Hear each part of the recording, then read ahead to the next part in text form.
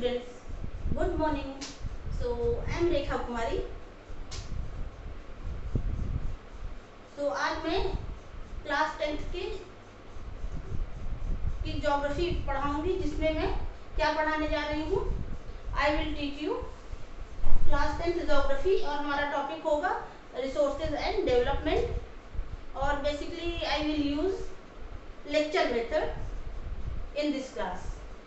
सो हम देख लेते हैं, चलिए शुरुआत करते हैं। सो आज हमारी डेट है 6/2021 यस, और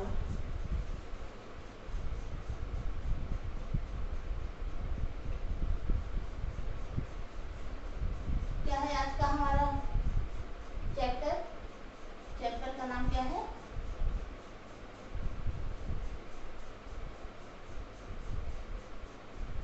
resources and development.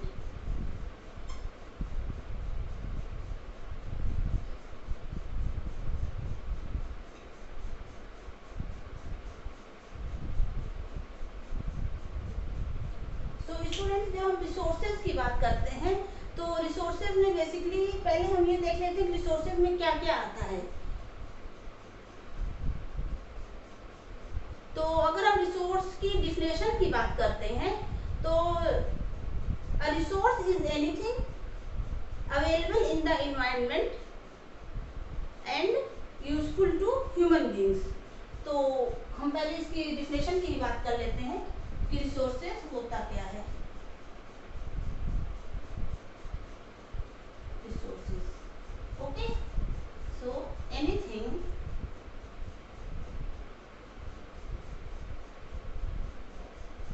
Resource is anything available जो हमारे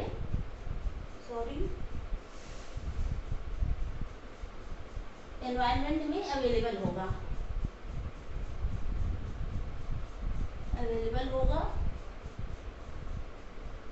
available in the environment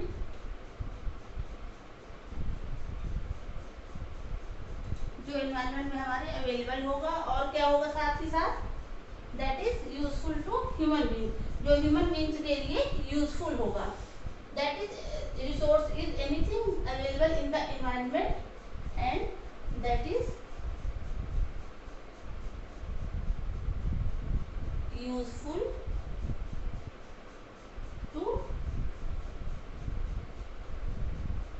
human beings. ठीक, तो बेसिकली जैसा कि हम देखते हैं कि रिसोर्स की बात करते हैं तो ये जो मेरा मार्कर है ये रिसोर्स है, ये ब्लैक बोर्ड है ये रिसोर्स है। इसके अलावा मोबाइल हमारे पास है, वो रिसोर्सेज है। तो वो सारी चीजें जो ह्यूमन बीइंग्स यूज करता है, जो उसके लिए यूजफुल होती है और एनवायरनमेंट में अवेलेबल होती है, वो सारे हमारे रिसोर्सेज के अंदर आते हैं। ठीक है, तो और अगर जब हम रिसोर्स की डिफिनेशन की बात करते हैं जो हमारे क्लास 10th के सिलेबस में प्रिस्क्राइब्ड है, उसके अकॉर्डिंग अगर हम देखते हैं तो रिसोर्सेज की डिफिनेशन कंप्लीट करने के लिए 3 points there are 3 points which are very necessary. तो वो 3 पॉइंट्स क्या क्या है वो हम देख लेते हैं कि resources should be economically feasible होना चाहिए। ये हमारा फर्स्ट पॉइंट हो गया। और हमारा सेकेंड पॉइंट क्या है? टेक्नोलॉजिकली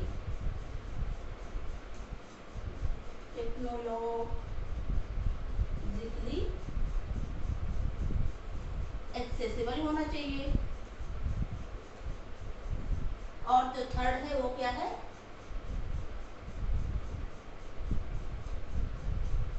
कल्चरली एक्सेप्टेबल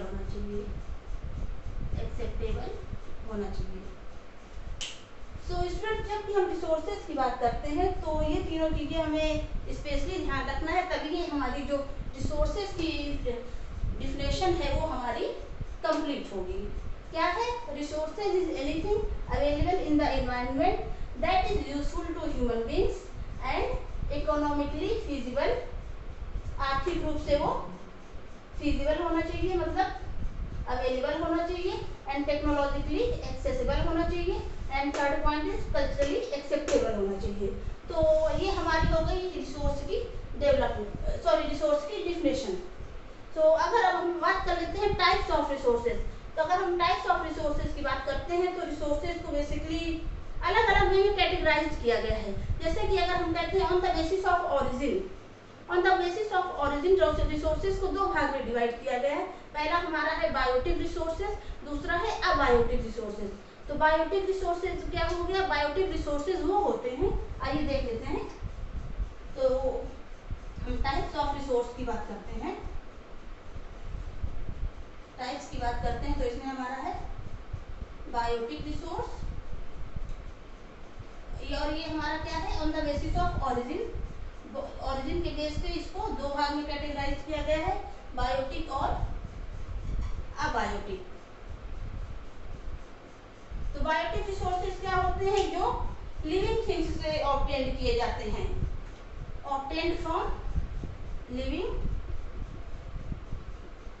थिंग्स, वो हमारे बायोटिक रिसोर्स में आ जाएंगे। इसका एग्जांपल अगर हम देख लेते हैं, जैसे हो गया एनिमल्स, बर्ड्स एंड प्लांट्स, ठीक। और अगर हम बायोटिक रिसोर्स की बात करते हैं कि वो resources that are obtained from non living things, जो नॉन लिविंग थिंग्स से रिसोर्सेज प्राप्त किए जाते हैं वो हमारे अबायोटिक रिसोर्स में आ जाते हैं। सो इसको भी हम देख लेते हैं, वो रिसोर्सेज जो नॉन लिविंग थिंग्स से ऑब्टेन किए जाते हैं, इसमें आ जाएगा जैसे रॉक हो गया, माउंटेन्स हो गया, एक्सेट्रा, ठीक। तो ये हमारा हो गया on the basis of origin. पहला हमने डिफिनेशन की बात करती थी, जो रिसोर्सेज वो होते हैं, resource is anything available in the environment that is useful to human beings, और साथ साथ क्या होना चाहिए? That should be economically feasible होना चाहिए, टेक्नोलॉजिकली एक्सेसिबल होना चाहिए, एंड कल्चरली एक्सेप्टेबल होना चाहिए। और अगर हम टाइप्स की बात करते हैं तो on the basis of origin resources have been divided into two parts. First is biotic resource and second is abiotic resource, resources that have been obtained from living things, that is biotic resources, example है animals, birds, plants. और वहीं abiotic resources क्या होते हैं? That are obtained from non living things, that is abiotic resources. अब इसके बाद हम बात कर लेते हैं अलग, मतलब कि ये तो ओरिजिन के बेस पे कैटेगराइज किया गया है। दूसरा हम देख लेते हैं on the basis of exhaustibility. अगर हम on the basis of exhaustibility की बात करते हैं तो बेसिकली रिसोर्स को इसमें भी दो भाग में डिवाइड किया गया है। पहला हमारा है रिन्यूएबल रिसोर्सेज, दूसरा है नॉन रिन्यूएबल रिसोर्सेज। तो हम देख लेते हैं रिन्यूएबल रिसोर्स क्या होता है। ओरिजिन, हाँ हम नीचे ही देख लेते हैं, फिर अभी जरूरत होगी तो इसको करेंगे। On the basis of exhaustibility,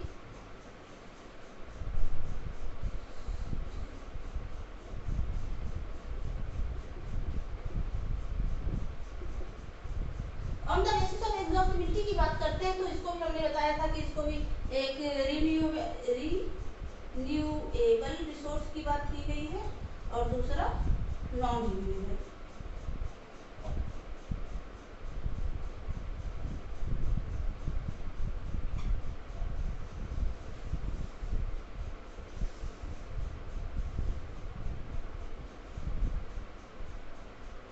तो जो रिन्यूएबल रिसोर्सेज होते हैं स्टूडेंट, उसमें वो रिसोर्सेज जिनके अंदर कैपेबिलिटी होती है अगेन रीजेनरेट होने की, किसके द्वारा? बाय केमिकल, फिजिकल और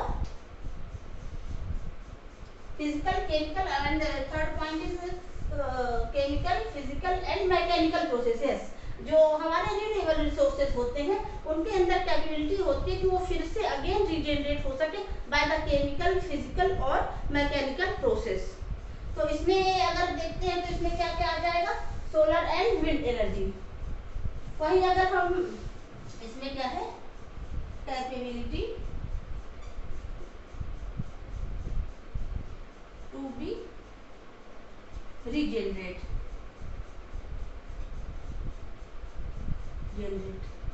ठीक। इसमें हमारा आ जाएगा सोलर एंड विंड एनर्जी।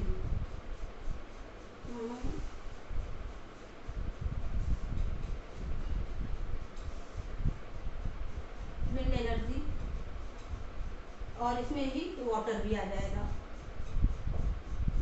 ठीक। वहीं अगर हम नॉन रिन्यूएबल की बात करते हैं तो नॉन रिन्यूएबल रिसोर्सेज क्या होते हैं, जो पूरी तरीके से एग्जॉस्टेबल होते हैं और जो फिर से रीजनरेट नहीं किए जा सकते, that can not be regenerated.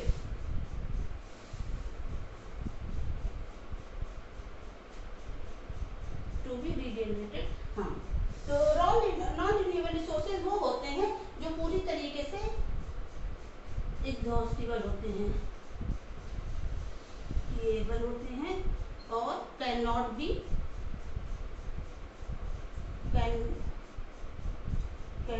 Regenerated, जो फिर से वो रीजनरेट नहीं किए जा सकते। अगर इसमें हम एग्जांपल की बात करते हैं तो इसमें आ जाएगा हमारा फॉसिल फ्यूल्स और minerals, fossil fuels and minerals, ठीक। तो हमने ये कैटेगराइजेशन को दो तरह से देख लिया, पहला on the basis of origin, दूसरा on the basis of exhaustibility, और अब थर्ड हम देख लेते हैं on the basis of ownership. अगर हम ऑनरशिप की बात करते हैं तो ये जो हमारे रिसोर्सेज हैं इनको 4 पार्ट में डिवाइड किया गया है।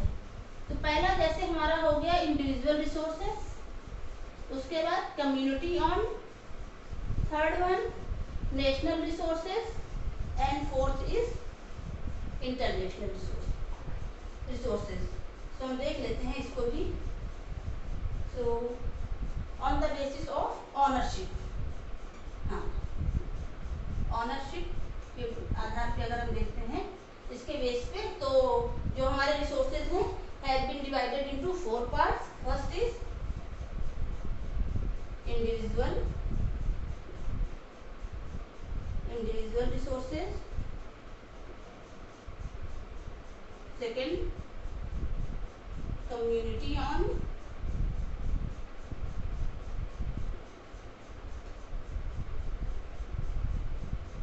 resources, third is national resources,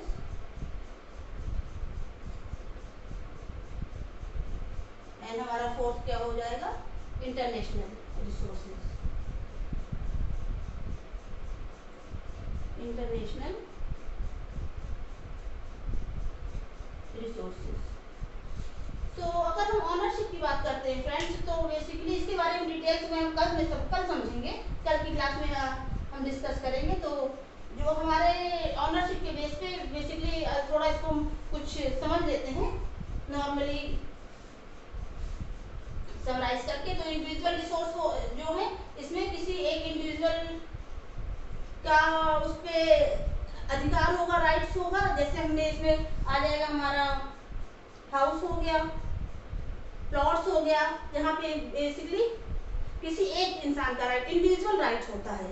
और वही इस तरह कम्युनिटी ऑन रिसोर्सेज, जो मतलब कम्युनिटी में रहने वाले सभी लोग यूज कर सकते हैं, that is community on resources. वहीं अगर नेशनल रिसोर्सेज की बात करते हैं तो नेशनल रिसोर्सेज जिसमें नेशन का किसी मतलब राष्ट्र का अधिकार होता है, दैट इज नेशनल रिसोर्स। और वहीं इंटरनेशनल रिसोर्सेज जो है वो इंटरनेशनल बॉडीज के द्वारा रेगुलेट किए जाते हैं। तो स्टूडेंट्स आज की क्लास में इतना ही। तो कल की क्लास में बेसिकली हम ये जो हमारा थर्ड नंबर है on the basis of ownership, तो इस चारों को हम 1 बाय 1 समझेंगे।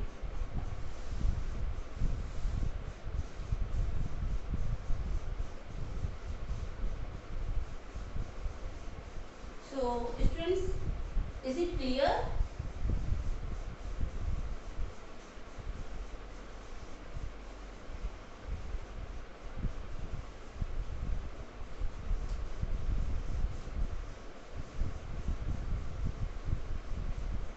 So okay students, see you tomorrow.